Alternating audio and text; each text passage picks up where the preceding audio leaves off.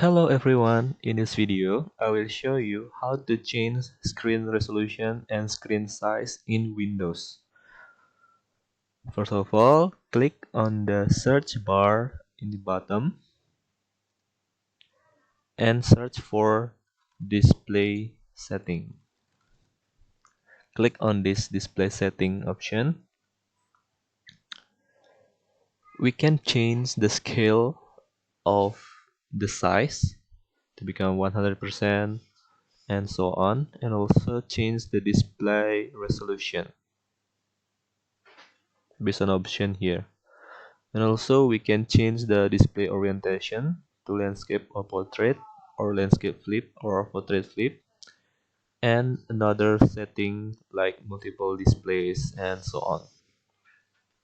Okay, that's how to change display size and display resolution in Windows. If you like this video, please subscribe this channel and see you in the next video.